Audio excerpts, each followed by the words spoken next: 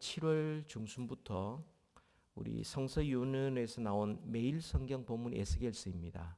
그래서 오늘 또 우리 에스겔서의 본문을 가지고 함께 말씀을 나누기를 원하고요. 이제 9월, 10월 두 달 동안 이 본문은 여호수아, 빌립보서, 요한 2서, 3서, 유다서, 시편서 이렇게 됩니다. 골짜기 낀 안개와 같이 그렇게 희미하고 앞을 볼 수 없는 인생길에서 하나님께서 어떻게 무슨 말씀으로 우리를 인도하실지 설레이는 마음으로 기대가 됩니다. 여러분, 요즘 세상을 보면 왜 이리 소란스럽습니까? 저 이번 주간에 대중매체, 온라인, 뉴스 이런 모든 걸 종합해서 자주 등장하는 단어들을 한번 얼핏 살펴보았습니다. 한국에서는 초강수, 아주 극단적으로 나가는 거죠. 위장, 속이는 거죠. 보복, 복수한다는 겁니다. 폭행, 사활을 건다. 사느냐 죽느냐 이 목숨을 건다. 직격탄이다. 이건 그냥 그 사람을 대놓고 가서 그냥 무기가 가서 그냥 폭파시키는 직격탄이다. 불매다. 이런 말들을 많이 쓰고요. 미국에 나오는 뉴스들, CNN이나 팍스나 이런 뉴스를 쭉 보니까 insanity, 이건 미친 짓이다. 정신이 이상하다. 또 crisis, 위기다. 또 alarms, 경고한다. 계속 뭔가 경고등이 켜진다. threaten, 위협하다. 이런 말들이 많이 나와요. 각각 하나하나 단어를 보면 굉장히 섬뜩한 단어입니다. 근데 이게 매일 아침 저녁으로 하루 종일 우리 주위에 있다 보니까 우리도 모르는 사이에 좀 덤덤해지는 것 같습니다. 여러분, 우리가 사는 이 세상이 이렇게 거칠고 사납습니다.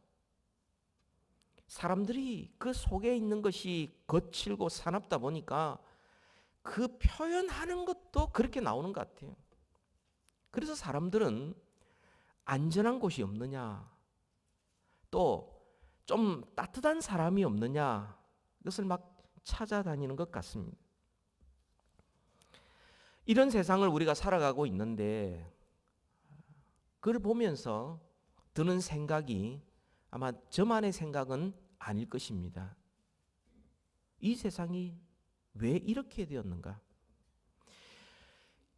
이렇게 답답한데 세상을 다스리는 주인 되시고 이 세상을 이끌어 가시는 하나님이 보실 때는 이 세상이 어떠할까?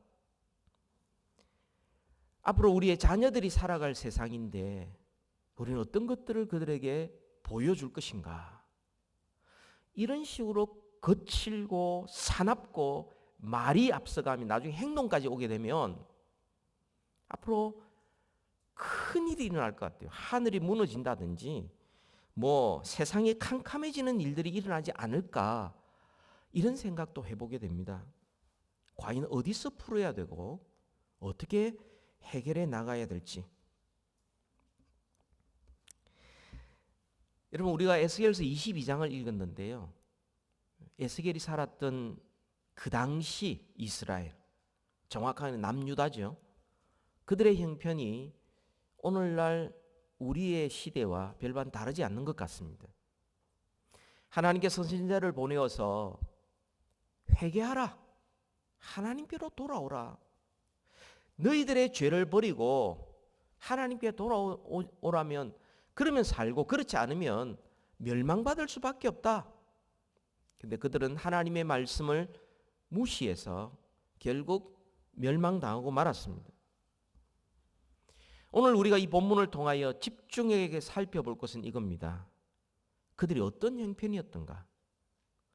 또 그들을 향한 하나님의 마음은 어떠했으며 하나님께서 그 문제를 해결하는 하나님의 방법은 어떠한지 우리가 그 문제를 좀 더 자세하게 살펴보면서 이 거칠고 사나운 세상을 우리가 살아가고 있을 때 우리 하나님의 마음을 알고 그리고 하나님의 해결 방법에 쓰임받는 사람이 되고자 오늘 본문에서 하나님이 찾는 사람이라는 제목으로 여러분에게 말씀을 함께 나누고 싶습니다. 그 첫 번째로는 도대체 어떤 형편인가? 24절에 이렇게 말씀합니다. 인자야 너는 그에게 이르기를 너는 이게 남유다를 이야기하는 겁니다. 정결함을 얻지 못한 땅이요 진노의 날을 비를 얻지 못한 땅이로다 그렇게 전하라. 땅이 정결하지 못하면 농사 지을 수도 없고 아무것도 안 됩니다. 하나님의 진노의 날에 비를 얻지 못한 땅, 이거는 속수무책 당할 수밖에 없는 황폐하고 아무런 대책 없는 쓸모없는 땅, 그냥 버림받아 마땅한 그런 나라, 그렇게 말씀하고 있습니다. 그것을 그 앞에 에스겔서 22장 17절부터 22절까지 17절에서 22절까지 해서 그 바로 앞입니다. 제일 많이 반복되는 단어가 녹이다는 단어, 녹이다. 멜팅 다운 시킨다. 녹여 없애버린다. 근데 그 무엇을? 찌꺼기를 3번 나옵니다. 어디에? 풀무불에 3번 나옵니다. 그러니까 지금 그 유다의 형편이 어떠한 형편이냐면 찌꺼기와 같은 겁니다. 아낄 필요가 없는, 쓸모없는, 버림받아 마땅한 그것을 풀무불에 집어넣습니다. 그러면 풀무불이 성경에서 보통 풀무를 많이 하고 거기서 점검이 나오고 연단받는다는 의미가 있지만 오늘 본문에서 그런 의미를 이야기하고 있지 않습니다. 그냥 태워 없애버리는 거예요. 찌꺼기를 풀무에 넣어서 태워 없애는 것을 녹인다는 것입니다. 완전한 파멸, 그것을 말합니다. 도대체 이들의 형편이 어떠하기에 좀 더 구체적으로 형편이 어떠했는가? 그들 가운데 있는 선지자, 제사장, 지도자 그리고 백성들까지도 총체적으로 타락했고 부패했다는 것입니다. 그 첫 번째로 선지자들입니다. 25절에 나옵니다. 그죠? 여러분 선지자들이 누굽니까? 하나님의 말씀을 받아서 그대로 전하는 사람이 선지자입니다. 자기 말 하는 사람이 아닙니다. 그런데 이 선지자가 욕심을 부리기 시작했어요. 사람이 욕심을 부리기 시작하니까 그 다음부터는 하나님이 주는 말씀이 아닌데도 스스로 말을 꾸며가지고 그것을 하나님이 전한다 이러면서 사람들에게 말하기 시작하는 겁니다. 하나님의 말씀에 얼마나 내가 충성되냐는 관심이 없어요. 사람들의 영혼을 어떻게 구원할 것인지 관심도 없어요.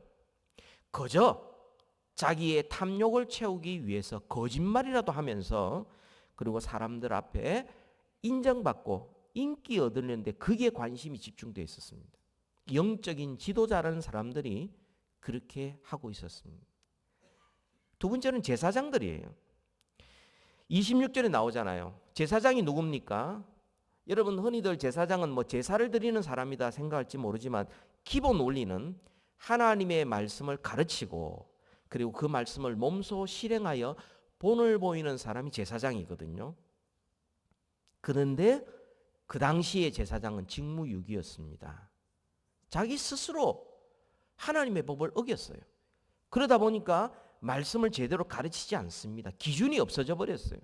거룩한 것도 모릅니다. 옳은 것, 그런 것에 대한 기준도 하나도 없어요. 우상 숭배도 용납했고요. 잘못된 가르침도 용납했습니다. 왜냐하면 그것이 자기를 편하게 해주거든요. 그러니까 그거 다 용납하고 있는 제사장들이었습니다. 또 세 번째 부류의 사람은 누구냐면 고관들입니다. 27절에 나오죠. 오늘날로 치면 공무원, 특별히 고위공무원, 정치 지도자, 사회적인 리더라고 이야기할 수가 있습니다.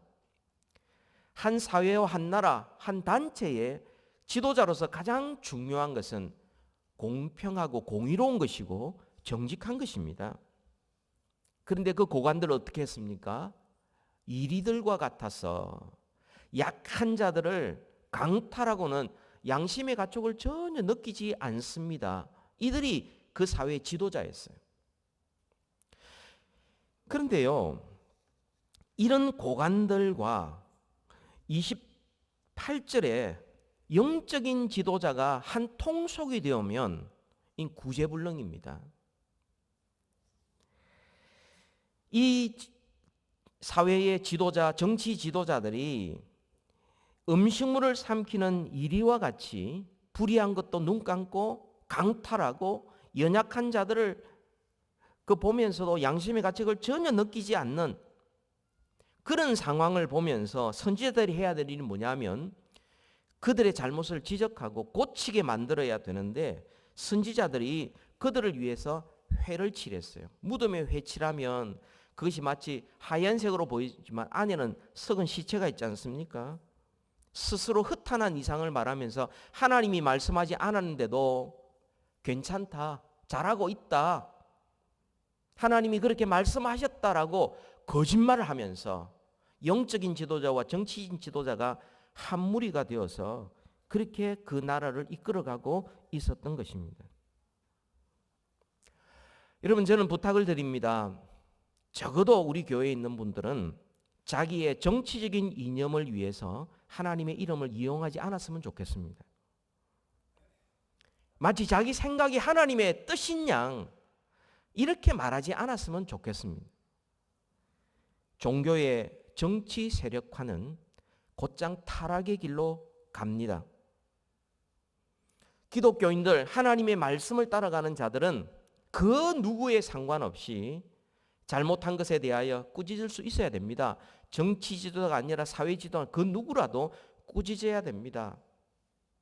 그래서 그 정치가로부터 혹은 사회 지도자로부터 권력자로부터 핍박을 당한다면 그 감수해야 합니다. 또 불의의 사람들이 29절이죠. 백성들입니다. 백성들이 어땠습니까? 그 백성들은 하나님의 말씀이 그 속에 없습니다. 그러다 보니 거룩함도 이루지 못하고 순종도 하지 못하고 그래서 한 일들이 뭡니까? 포악했다고 그래요. 강탈을 일삼고 가난하고 궁핍한 자를 압제하고 나그네를 부당하게 학대했다고 말합니다. 불신사회입니다. 지도자들은 그것을 그냥 눈 감아둡니다. 왜냐하면 자기가 그 짓을 하고 있으니 백성들을 자기의 공범으로 똑같은 죄를 짓는 공범으로 그냥 놔두는 겁니다. 영적인 타락이 있다 보니까 온 곳곳의 사회 곳곳을 타락시키고 이어서 도덕적인 타락으로 이어지게 되고 있습니다. 그것이 그 당시의 형편이었습니다. 여러분, 제가 지금 이야기하고 있는 것이 수천 년 전의 이야기예요. 근데 그 형편이 오늘날과 너무 비슷하지 않습니까? 하나님께서 그것을 보실 때 어떻게 생각하시겠습니까? 하나님의 마음이 어떠하겠습니까? 오늘날 우리가 살고 있는 이 시대, 이 세상, 이 미국과 세상을 보면서 하나님의 마음이 어떠하겠습니까? 우리 하나님의 마음, 그 에스겔서 22장에 하나님께서 그 나라가 총체적으로 망했고 타락했고 지도자라는 사람들이 정신을 안 차리고 또 백성들은 그것이 좋다고 따라가고 그렇게 총체적으로 멸망받아 마땅한 그 나라다. 그걸 보고 하나님께서 어떤 마음을 가지셨는가? 그것은 에스겔서 18장에 나옵니다. 18장 23절에 나옵니다. 하나님의 마음이에요. 이렇게 타락하고 하나님 떠나 부패하고 불신 사회에 거칠고 사나운 이런 상황에 하나님 것을 보시며 어떤 마음을 가지셨는지 에스겔 18장 23절입니다. 같이 읽읍시다. 시작. 주 여호와의 말씀이니라. 내가 어찌 악인이 죽는 것을 조금인들 기뻐하랴. 그가 돌이켜 그 길에서 떠나 사는 것을 어찌 기뻐하지 아니하겠느냐. 악인입니다. 멸망받아 마땅합니다. 심판받아 할 말이 없습니다. 그런데 하나님은 악인이 죽는 것 당연하다고 생각지 않고 조금도 기뻐하지 않으셨어요. 진짜 하나님이 기쁜 것은 아무리 악인이라도 돌이켜서 회개하고 하나님 앞에 나와 사는 것을 원합니다. 오늘날 우리가 사는 이 세상 보면서 미국이든 한국이든 전 세계든 곳곳에 일어나고 있는 이런 것들을 보면서 하나님이 어떤 마음을 가지시느냐? 에스겔서 18장 32절이 있습니다. 같이 한번 읽을까요? 시작. 주 여호와의 말씀이니라. 죽을 자가 죽는 것도 내가 기뻐하지 아니하노니 너희는 스스로 돌이키고 살지니라. 죽을 자, 당연히 죽을 자가 죽는 것도 하나님이 기뻐하지 않으신다. 하나님의 변함없는 마음입니다. 디모데전서 2장 4절에 보니 하나님은 모든 사람이 구원을 받으며 진리를 아는 데 이르기를 원하시느니라. 구원받기를 원하시고, 베드로서 3장 9절에 주의 약속은 어떤 일이 더디다고 생각하는 것 같이 더딘 것이 아니라 오직 주께서는 너희를 대하여 오래 참으사 아무도 멸망하지 아니하고 다 회개하기에 이르기를 원하시느니라. 회개하고 돌이키고 죄악을 버리고 하나님께 나오면 사는 것, 그거 하나님께서 원하신다. 근데 스스로 회개도 안 하고 하나님께로 나오지 않는 자는 그는 자기 스스로 무덤을 파서 그 속에 스스로 그냥 들어가는 거죠. 그럼 방법이 없는 겁니다. 하나님이 살 길을 주셨는데도 하나님께로 나오지 않으면 안 되는 거죠. 여러분 한번 생각해 보십시오.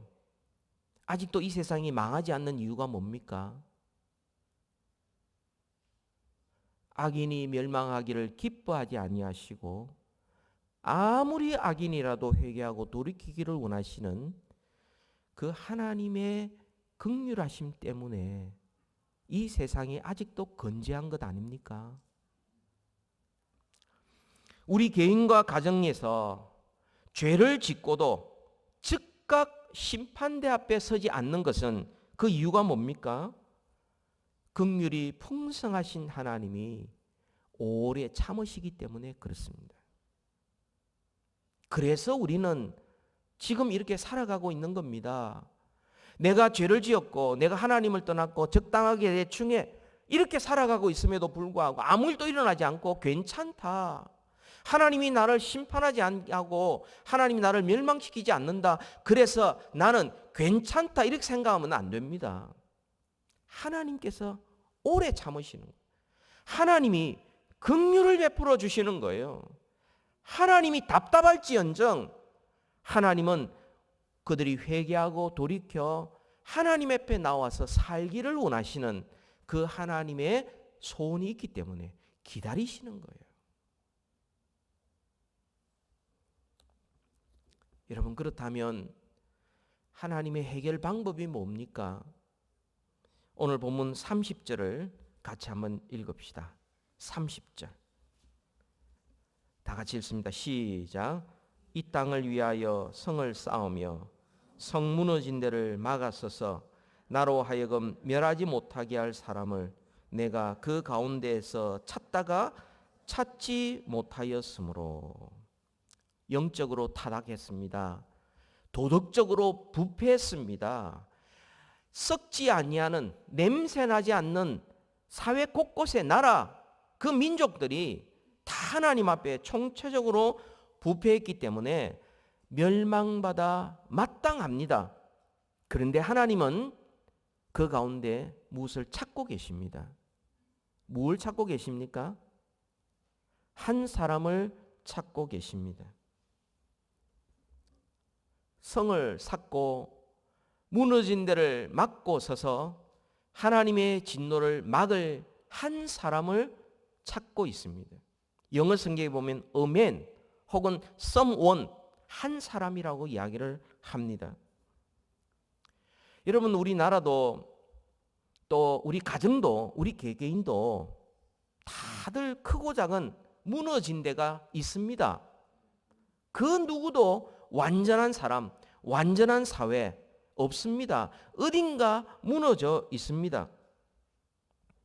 하나님은 그 속에서 한 사람을 찾고 있습니다. 좀 더 구체적으로 하나님이 어떤 사람을 찾고 있습니까? 오늘 본문을 보면 이 땅을 위하여 성을 쌓으며 성 무너진 데를 막아서서 나로 하여금 멸하지 못하게 할 사람, 그 한 사람.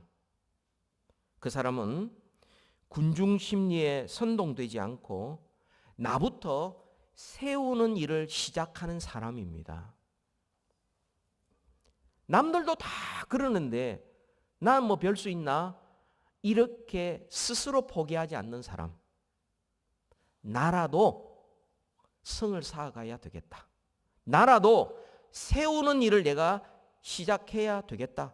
다른 사람은 다 손 놓고 있어도, 다른 사람은 다 안 된다고 비난하고 있어도 나부터라도, 나라도 세우는 일을 시작하자 하는 바로 그 사람을 주님은 찾고 계시다는 겁니다. 여러분, 무너뜨린 일은 아무나 할 수 있고 한순간에 할 수 있습니다. 쉽습니다. 열심히 쌓아도 옆에서 툭 한마디 지나가고 툭 한번 치면 와르르 무너집니다. 그거 쉽습니다. 그러나 세우는 일은 아무나 하지 못합니다. 세우려는 의도도 있어야 되고 그 세우기 위해서 자기 마음을, 시간을, 정성을 다 기울이는, 그래야 세울 수가 있습니다. 여러분, 성을 쌓는 것, 세워가는 것, 우리의 가정을 세우고 우리 교회를 세우고 우리 나라를, 우리 민족을, 온 세상을 세우는 일 어떻게 합니까? 여러분, 우리가 하나님 앞에 예배할 때 하나님께서 먼저 우리 자신을 세워주십니다. 우리 자신을 먼저 세워주셔서 그 다음에는 주위를 돌아보게 하시고 이제 다른 것들을 위해서 세우는 일을 시작하게 만들어 주십니다. 여러분, 예배라는 것은 우리가 예배를 지금 드리고 있지만, 자, 지금부터 예배 시작합니다. 일어나십시오. 앉으십시오. 순서대로 찬양하십시오. 말씀 보십시오. 들으십시오. 봉헌하십시오. 축도했습니다. 이제 땡, 밥 먹으러 갑시다. 이게 예배가 아니에요. 그건 종교의식에 참여하는 것입니다. 예배라는 것은 내 인생을 하나님의 구령소리에 맞추는 것입니다. 하나님의 방향에 나의 인생의 방향을 맞추는 것입니다. 내가 살아가는 속도를 내 마음대로 조절하는 것이 아니라 하나님의 속도에 나 자신을 맞추는 것입니다. 이것이 예배입니다. 예배를 통하여 내가 하나님 뜻이 뭐고 내가 하나님 앞에 어떻게 살아야 되는지를 내가 결단하면서 나 자신을 변화시키는 것. 그래서 예배를 드릴 때에 하나님께서 우리의 무너진 우리의 자신들을 세워주시고, 예배를 온전히 드릴 때에 하나님께서 무너진 우리의 가정과 교회를 세워주시고, 예배를 하나님 앞에 온전히 드릴 때에 하나님께서 나라도 세워주시는 것입니다. 여러분, 미국도 한국도 예배가 없어서 지금 이런 형편입니까? 예배를 드리기는 드려요. 근데 하나님과 함께 목적과 속도와 그 하나님의 방향, 이게 못 맞추니까 다 자기 중심, 예배 드릴 때도 자기 중심이에요. 그래서 뭐 음악이 좋은 데를 찾아간다든지, 뭐 예배를 짧게 드리는 데를 찾아간다든지, 목사님 설교가 뭐 더 짧게 할수록 더 인기가 있고 말이지. 뭐 좀 재미하게 강단에서 이야기하면 그게 좀 더 편안해지고 말이죠. 또 예배할 때 막 좀 더 이 전자음악과 음향을 통해 가지고 막 뭔가 내가 막 느낌을 되게 많이 받도록 만드는, 거기에만 내 은혜 받았다 그러고 말이죠. 이런 것들을 찾아가는데 이 사람들은 10년, 20년을 예배해도 바뀌지 않는 거예요. 내 인생의 목적과 방향과 속도가 하나님께 맞춰지는 이 시간, 큐납하는 시간이 바로 예배인 것입니다. 예배를 통하여 우리 자신이 살아날 때에, 내가 일어날 때에, 내가 세워질 때에 비로소 우리는 무너진 사람들을 붙잡아 줄 수 있고 가정도 세워지고 교회도 세워질 수 있는 것입니다. 또한 더 구체적으로 하나님이 찾는 사람은 어떤 사람이냐?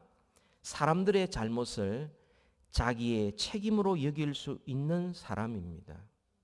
이 땅을 위하여 성을 쌓으며 성 무너진 데를 막아서서 이 땅을 위하여 자기만을 위하여 사는 자가 아니라 정말 다른 사람의 잘못이라 하더라도 그것을 나의 잘못으로 여길 수 있는 사람, 다른 사람의 죄악을 나의 죄악으로 여길 수 있는 사람, 그 사람을 하나님이 찾는 한 사람의 모습입니다. 여러분, 오늘날은 다른 사람을 향한 비난과 정죄가 광기처럼 퍼지는 시대입니다. 그래서 오늘날 시대 정신을 한마디로 이야기하면 모든 것을 남 탓으로 돌리는 시대입니다. 여러분, 성문의진을 보면서 내 마음에 들지 않는 것을 보면서 사람들이 어떻게 합니까? 누구 때문이라고 이야기합니다. 저 사람 때문이다. 환경 때문이다. 어떤 사람들 때문이다. 그래서 그 책임을 전가시키고 그 책임을 지고 사라질 희생양을 찾는 것이 이 시대의 정신 중에 하나입니다. 하나님이 찾는 사람은 그런 사람 아닙니다. 누구 잘못인지 다 너무나 정확하게 파악하고 누가 책임져야 된다는 것을 누구나 정확하게 그렇게 파악하는 사람을 하나님은 찾지 않습니다. 오히려 이 땅을 위하여 그 모든 짐을 묵묵히 질 수 있는 사람을 찾으십니다.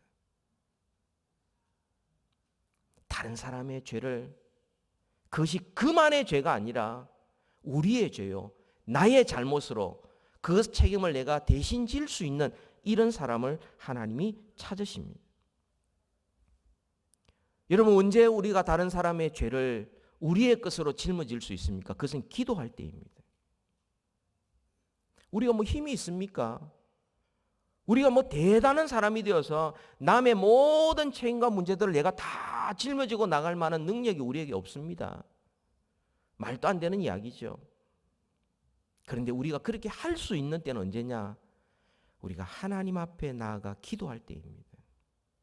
다른 사람의 죄를 가지고 내가 기도하기 시작합니다. 우리 가정의 문제를 가지고 내가 기도하기 시작합니다. 우리 교회와 이 사회와 나라와 민족을, 그 문제를 내가 가지고서 내가 기도하기 시작합니다.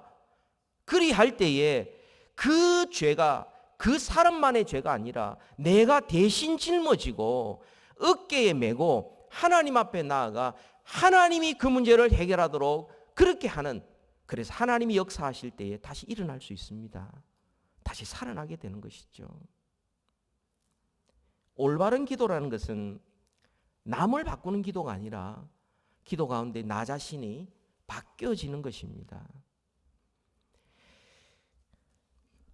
올바른 기도라는 것은 내가 문제 있을 때만 기도하고 문제 없으면 내가 기도할 필요를 느끼지 못하는 것이 아니라 내 문제가 있든 없든 상관없이 하나님의 이름을 구하고 하나님의 나라를 구하고 하나님의 뜻을 먼저 구하는 이 기도 드리는 가운데 내가 다른 사람의 죄악을 대신 짊어지고 하나님 앞에 기도하고 그렇게 나아갈 때에 비로소 하나님이 일하기 시작합니다.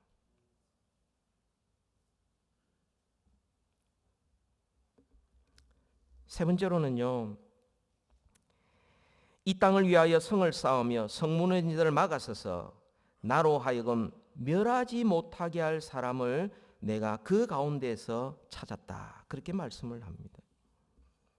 하나님께서는 선지자를 통하여 말씀하셨습니다. 그들은 멸망시킨다, 내가. 그러면서도 하나님은 그 가운데 막고 설 사람을 찾고 있습니다. 그러면 하나님의 마음이 어떤 마음입니까? 멸망시키는 겁니까? 아니면 멸망시키지 않고 구원하는 것입니까? 구원하는 거죠. 하나님께서 멸망시킨다고 말했으면 하나님께서 행하면 되잖아요. 근데 왜 하나님 앞에 막고 서서 하나님 살려주옵소서, 그렇게 기도할 사람을 하나님이 찾으십니까? 그 사람을 찾아서라도 하나님을 멸망시키지 않으려는 하나님의 목적이 있기 때문에 그렇습니다. 그것이 하나님의 마음입니다. 멸망받아 마땅한데 그 가운데서 하나님은 긍휼을 베풀고 계십니다. 무너져 있고 정말 총체적인 난국에 빠져 있고, 그래서 심판받아 마땅한데 그 가운데서라도 한 사람이라도 군중심리에 휩쓸리지 않고 자기 자신부터 성세우기 시작하는 사람, 비난하고 정죄하는 대신에 사람의 잘못을 자기의 책임으로 알고 묵묵히 그 짐을 질 수 있는 사람, 그 사람을 하나님이 찾으시면 하나님이 용서하시려고 그 사람을 찾으셨던 겁니다. 여러분, 소돔과 고모라는 멸망받아 마땅한 도시였는데 하나님께서 10명이 없어서 그 성이 멸망했습니다. 예루살렘 성은요, 그 가운데 한 사람이 없어서 멸망했어요.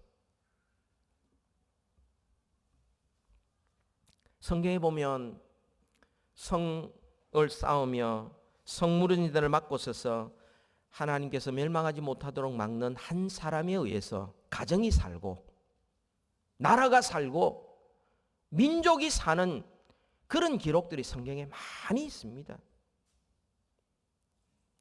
많이 있지만 간단하게 말씀드리면 출애굽기 32장에서 금송아지를 숭배하였던 이스라엘 백성들, 하나님께서 이들을 다 멸망시킨다고 했어요. 200만 명 이상 되는 사람들을 하나님 다 멸망시키고, 모세 너는 괜찮으니까 내가 너의 후손을 통하여 다시금 나라와 민족을 이루게 하겠다. 그랬을 때 모세가 하나님 그렇습니까? 그러면 주의 뜻대로 이루시옵소서, 이렇게 기도하지 않았었어요. 하나님이 원하시면 해야 안 되겠습니까? 이렇게 하지 않았었어요. 출애굽기 32장 31절 32절에 보면 모세가 하나님 앞에 나아갑니다. 슬프도소이다. 이 백성이 자기들을 위하여 금신을 만들어 사오니 큰 죄를 범하였나이다. 그러나 이제 그들의 죄를 사하시옵소서.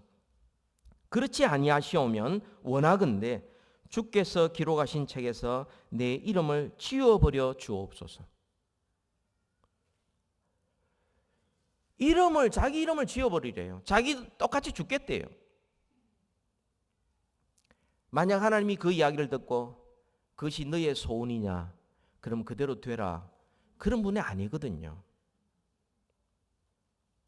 그 한 사람 때문에 하나님께서 이스라엘 백성들을 살려주셨습니다. 사도 바울도 마찬가지예요. 로마서 9장 3절에 보면 나의 형제 곧 고령의 친척을 위하여 내 자신이 저주를 받아 그리스도에게서 끊어질지라도 원하는 바로다. 한 사람 때문에 아직도 하나님이 그 바울의 그 백성들을 긍휼히 여기시고 살려주신 것입니다. 우리가 하나님의 마음을 알면 그 하나님의 마음을 확신하며 나아갈 수 있습니다. 우리가 하나님의 마음을 어떻게 알 수 있습니까? 성경 말씀을 통하여 하나님의 마음을 알게 되는 거죠. 여러분, 우리가 어떤 사람을 만나서 이야기할 때 그 사람 마음을 어떻게 알 수 있습니까? 그 사람과 이야기를 하고 그 사람이 말하는 것을 들어보고 행하는 걸 보면 그 사람의 마음을 알 수 있지 않습니까? 하나님이 이 성경 말씀을 통하여 하나님이 어떤 분인지, 무슨 일을 하셨는지, 어떻게 행하신지를 이 성경 말씀을 통하여서 비로소 보이지 않는 하나님의 마음을 우리에게 가르쳐 주셨어요. 그래서 성경을 읽을 때에 성령님이 조명해 주시면, 불을 밝혀 주시면 하나님의 마음을 우리가 비로소 깨달아 알게 되는 것입니다.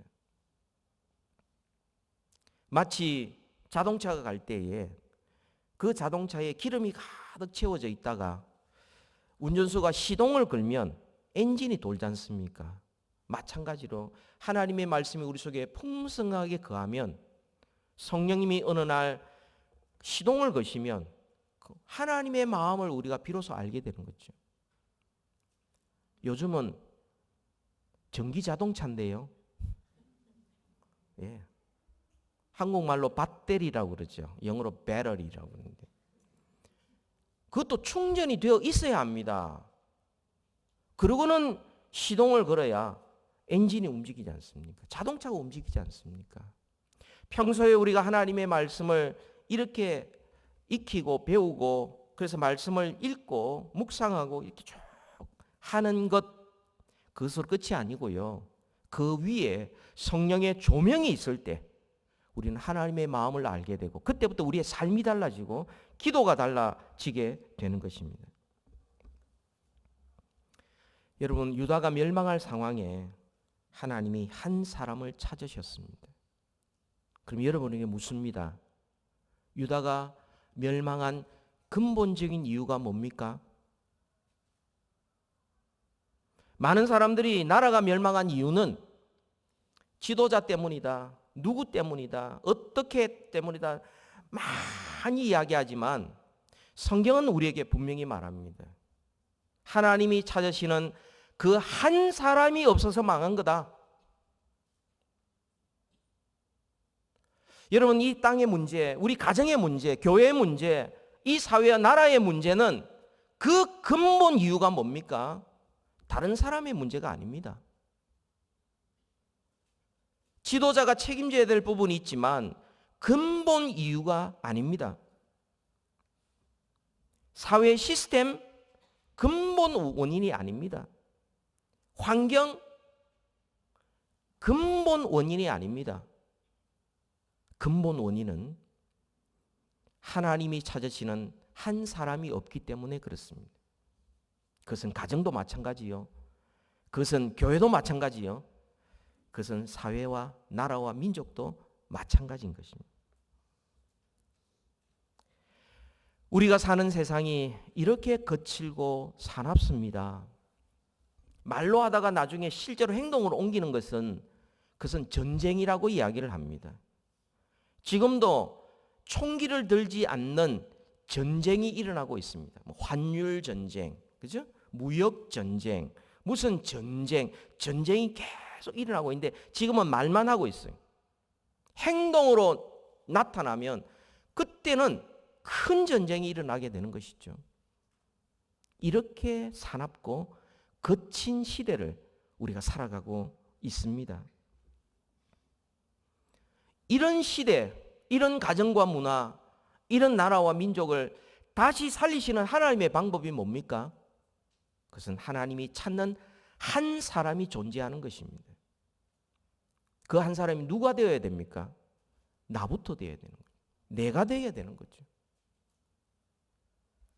군중 심리에 선동되지 않고 내가 하나님 앞에 올바른 예배를 드림으로 나부터 먼저 성을 쌓아가는 거예요. 나도 살고 남도 살리고 그래서 가정도 살리고 이웃도 살리고 친구도 살리고 그래서 사회에 살려내는 역사가 일어날 바로 그 한 사람.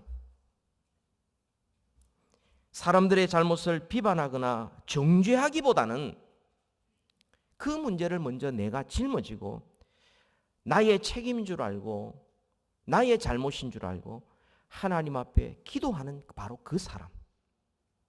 그 사람이 기도하기 시작할 때 하나님이 가정을 회복시켜 주시고 교회를 다시 일으켜 주시고 부흥하게 하시고 다시금 사회에 소망이 있게 만들어 주십니다.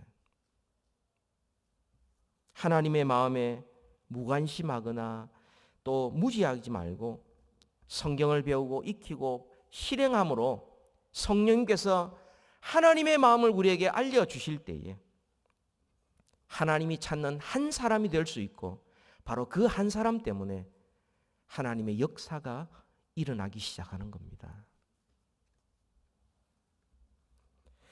여러분, 이렇게 한번 생각해 보십시오. 우리 가정에 혹은 우리 교회에 정말 심판받아 마땅한 큰 문제가 생겼다. 하나님께서 막 진노를 내리셔도 할 말이 없다. 그렇게 한번 상상해 보십시오. 상상하기 싫은 거지만